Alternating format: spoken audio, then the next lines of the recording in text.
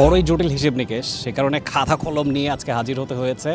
যদি ঠিক এক বছরের হিসেব করি, এশিয়া কাপের শিরোপার দাবিদার যাকে ধরতে চাই সেখানে বাংলাদেশের অবস্থান কোথায়, কিংবা এশিয়ার যে বিগ টিমগুলো আছে অর্থাৎ টপ 5 টিম যারা আছে তাদের অবস্থানটা ঠিক কোথায় সেটা নিয়ে একটু অঙ্ক করতে চাই আজকে। এবং ঠিক এক বছর আগে অর্থাৎ 9 সেপ্টেম্বর 2024 থেকে আজ অবধি যখন এশিয়া কাপ শুরু হতে যাচ্ছে সেই হিসেব যদি করতে চাই তাহলে ঠিক কোথায় দাঁড়িয়ে বাংলাদেশ আছে। বাংলাদেশের প্রথম ম্যাচটা হংকংয়ের বিরুদ্ধে, তার আগের অঙ্কটা দেখতে চাই। বাংলাদেশ সব মিলিয়ে এক বছরে 21টা ম্যাচ খেলেছে, সেখানে সমান সমান 10টা জয় 10টা হার আছে, একটা ম্যাচে কোনো রেজাল্ট আসেনি। উইনিং পার্সেন্টেজ চিন্তা করলে সেটা 47.62%।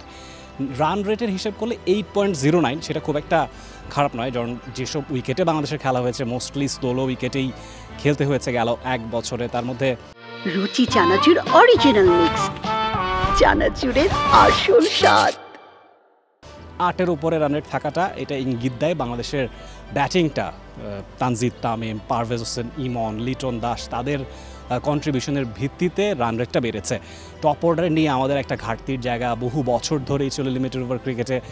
তামিম ইকবালের সঙ্গী কে হবেন সেটা নিয়ে হিসেব নিকেশ বহুদিন ধরে চলছিল, সেখান থেকে একটা পরিত্রাণ মিলেছে। একটা quality player, opening player Bangladesh team পেয়েছে এবং টপ অর্ডারের সেই কন্ট্রিবিউশন থেকে রান রেটটা বেড়েছে। সেই হিসেবে বলা যায় যে বাংলাদেশের অবস্থান 50-50 পজিশনই আছে, যে অর্ধেকের মতো ম্যাচ বাংলাদেশ জিতেছে, সেটা খারাপ নয়। তবে যদি ম্যাচ বাই ম্যাচের হিসেব নাও করি, ওয়েস্ট ইন্ডিজের মাটিতে গিয়ে ওয়েস্ট ইন্ডিজকে হারানো 3-0-তে, শ্রীলঙ্কার মাটিতে শ্রীলঙ্কাকে হারানো, পাকিস্তানকে ঘরের মাঠে হারানো, নেদারল্যান্ডসকে হারানো, ব্যাক টু ব্যাক 3-3টা টি-20 সিরিজ জিতেই কিন্তু বাংলাদেশ এশিয়া কাপের বড় মঞ্চে গেছে।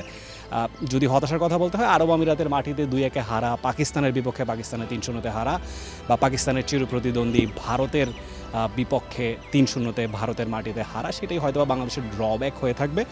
তবে যেটা বললাম, অম্লমধুর একটা এক্সপিরিয়েন্স ঠিক গেল এক বছরে বাংলাদেশের কেটেছে। বাংলাদেশের প্রতিবেশী দেশ ভারত, তাদের হিসেব যদি করতে চাই যে কোনো টুর্নামেন্টে, সেটা এশিয়া কাপ হোক, টি-20 ওয়ার্ল্ড কাপ হোক, 50 ওভারের বিশ্বকাপ হোক, কিংবা টেস্ট চ্যাম্পিয়নশিপ হোক, সব জায়গায় ভারত একটা ফেভারিটের কাতারেই থাকে। সেখানে ভারতের স্ট্যাটিস্টিক্সটাও তাদের পক্ষে কথা বলছে। খুব বেশি ম্যাচ ভারত এই গেল এক বছর খেলেনি, 12টা ম্যাচে 10টা জয় তাদের আছে, উইনিং পার্সেন্টেজ 83%-এরও বেশি।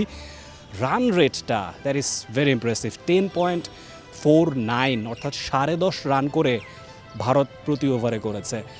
Credit goes to Tilak Varma, Shubman Gill, Sanju Samson, Suryakumar Yadav, তারা যেভাবে করে খেলে চলেন এবং আইপিএলের স্ট্যান্ডার্ডেই আসলে টি-20 ইন্টারন্যাশনাল ইন্ডিয়া খেলে থাকে, তারই প্রমাণ গেল এক বছরে বারে বারে তারা দিয়েছে।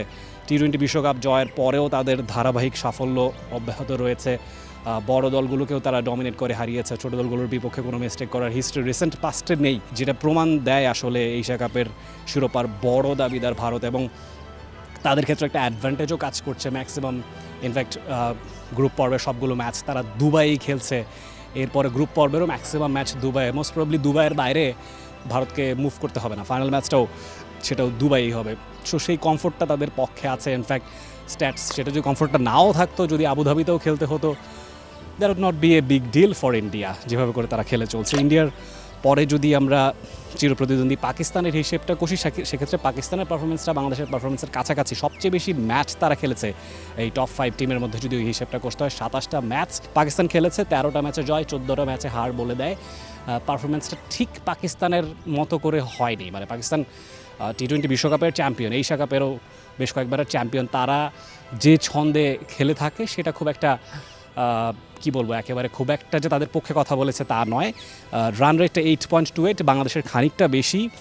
বাংলাদেশের উপরে এই দুটো দলেরই রান রেট আছে, ভারত এবং পাকিস্তান। এবং এশিয়া কাপ এলেই পাকিস্তানও আসলে একটা বড় নাম। এবং সবশেষ ট্রাই নেশন সিরিজ যেটা হয়েছে আফগানিস্তান আরব আমিরাতের সঙ্গে, যদিও খেলাগুলো শারজাতে হয়েছে, শারজাতে এশিয়া কাপের কোনো ম্যাচ নেই, সেক্ষেত্রে সেটাকে খুব একটা আপনি কাউন্ট করতে পারবেন না।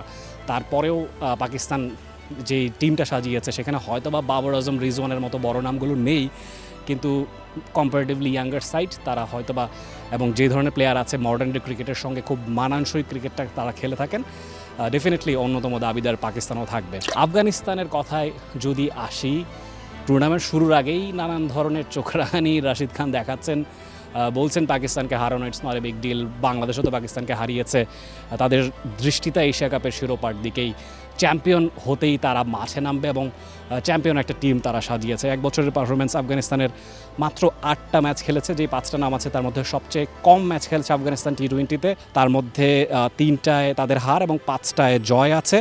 62.5% তাদের উইনিং পার্সেন্টেজ, 7.48 তাদের ইকোনমি রেট বলে দেয় যে আসলে ইকোনমিটা একটু কমতির দিকে। এক্ষেত্রে একটা খুব কমন কমপ্লেন আফগানিস্তান টিমটা নিয়ে, টপ অর্ডার যদি ফেল করে, অর্থাৎ রহমানুল্লাহ গুরবাজ, ইব্রাহিম জাদরান কিংবা সিদ্দিকুল্লাহ আতাল তারা যদি ক্লিক করতে না পারেন, সেক্ষেত্রেই আফগানিস্তানের রান রেটটা পড়ে যায় বা তাদের ইনিংসটা যতক্ষণ আছে ততক্ষণই আফগানিস্তান দে আর অন টপ। তারপরেই দেখা যায় গ্র্যাজুয়ালি মিডল অর্ডারটা, স্পেশালি আজমাতুল্লাহ ওমরজাই, মোহাম্মদ নবী, তাদের ব্যাটিংটা সেভাবে করে সিগনিফিকেন্ট হয়ে ওঠে না। মোস্টলি বোলিং অলরাউন্ডার নির্ভর একটা মিডল অর্ডার আফগানিস্তানের আছে, এরকম স্পেশালিস্ট টি20 ব্যাটার সেখানে খুব একটা নেই, যে কারণেই আফগানিস্তানের রান রেটটা একটুখানি কম। শ্রীলঙ্কার দিকে আসি, সবশেষ জিম্বাবুয়ের বিপক্ষে তারা সিরিজটা জিতেছে।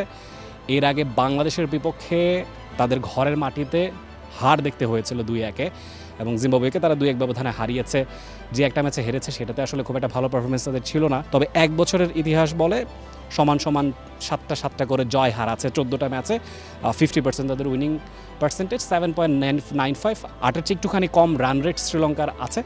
এবং ওভারঅল তাদের যে ব্যাটিং অর্ডারটা দেখতে পাচ্ছি সেখানে এক্সপিরিয়েন্সড নাম বেশ কটা আছে, কিছু কিছু জায়গায় ঘাটতি দৃশ্যমান বা আধুনিক ক্রিকেটের সঙ্গে মানানসই ক্রিকেটটা বেশ কিছু প্লেয়ার খেলতে পারেন না, যদিও পাথুম নিসাঙ্কার মতো এক্সপ্লোসিভ ব্যাটার তাদের আছে, কুশল মেন্ডিস, কুশল পেরেরা, তারাও ছন্দে আছেন। চারিত আসালাঙ্কা তাদের ক্যাপ্টেন, সময়ে সময়ে অসাধারণ পারফরমেন্স উপহার দিয়ে থাকেন। কামিন্দু মেন্ডিস দারুণ ছন্দে আছেন 3টা ফরম্যাটেই। সো এশিয়া কাপের এবং 5বারের চ্যাম্পিয়ন এশিয়া কাপের, সো সেক্ষেত্রে এই বড় নাম শ্রীলঙ্কা, বেশ কবার তারা চ্যাম্পিয়ন হয়েছে। সবশেষ টি20 ফরম্যাটে এশিয়া কাপ যখন হয়েছিল 2022 সালে, নিশ্চয়ই মনে আছে, অর্থনৈতিক মন্দা থাকা সত্ত্বেও এবং তাদের রাজনৈতিক পট পরিবর্তনের পরেও সেটার ইম্প্যাক্ট তাদের মাঠের ক্রিকেটে পড়েনি। আমরা অনেকে স্পেকুলেট করছিলাম যে শ্রীলঙ্কার এবারের এশিয়া কাপটা হয়তো বা খুব একটা ইমপ্রেসিভ কিছু হবে না, সেখান থেকে বের হয়ে এসে শ্রীলঙ্কা চ্যাম্পিয়ন হয়ে গিয়েছিল। সেক্ষেত্রে এই ছিল 5টা দলের হিসেব নিকেশ, এবং এই 5টা দলের কম্বিনেশন চিন্তা করলে বাংলাদেশকে কোথায় রাখবেন সেটা নিশ্চয়ই কমেন্ট বক্সে জানাবেন। এবং স্ট্যাট বলে যে খুব একটা পিছিয়ে বাংলাদেশ নেই, এবং 3বার এশিয়া কাপের ফাইনাল খেলা একটা দল, আপনি তাদেরকে একেবারে ফেলে দিতে পারবেন না। এবং সাম্প্রতিক পারফরমেন্স বিবেচনায় 3টা series Bangladesh back to back টি20-তে জিতেছে। আশাবাদী হবার মতো যথেষ্ট রসদ বাংলাদেশের আছে, যেই টিমটা বাংলাদেশ সাজিয়েছে ব্যালেন্সড একটা সাইড, খুব বেশি ঘাটতি নেই এবং খুব বেশি পারফেক্ট প্লেয়ার কিন্তু আসলে এমন নেই যে একেবারে ছন্দহীনতায় ভুগছেন। ব্যাটিং অর্ডারের দিকে তাকালে তাওহিদ হৃদয় একমাত্র, তার ব্যাটে আসলে রানের ঝলক দেখা যাচ্ছে না। লিটন দাস সম্প্রতি ব্যাট প্যাচ থেকে বের হয়ে এসেছেন, 3টা সিরিজে তিনি ভালো করেছেন, ক্যাপ্টেন টিমটার, তার পারফরমেন্স ভালো করাটার দরকার ছিল, সেটা সম্প্রতি ঘটেছে। বোলিং সাইডের দিকে তাকালেও বেশ পোক্ত একটা পেস অ্যাটাক বাংলাদেশের আছে, সেখানে মুস্তাফিজুর রহমান, তাসকিন আহমেদদের মতো বড় নাম আছে, শরীফুল ইসলাম, সাইফুদ্দিনরাও আছেন। অন্যদিকে স্পিন অ্যাটাকেও শেখ মেহেদি একটা বড় নাম, বড় অস্ত্র হয়ে দাঁড়িয়েছেন গেল কয়েক বছর ধরেই। সব কিছু মিলিয়ে বাংলাদেশকে নিয়ে আপনি আশাবাদী হতেই পারেন, এবং এশিয়া কাপের সবগুলো ম্যাচ দেখতে চোখ রাখতে হবে দেশের প্রথম একমাত্র স্পোর্টস চ্যানেল টি স্পোর্টসের পর্দায়। মিরপুরের শেরে বাংলা জাতীয় ক্রিকেট স্টেডিয়াম থেকে Rifat Tanvir Rafi, T Sports. For more updates, subscribe to our YouTube channel and click on the bell icon. Follow us on Facebook and Instagram. Download T Sports app to enjoy exciting games and highlights. Visit tsports.com.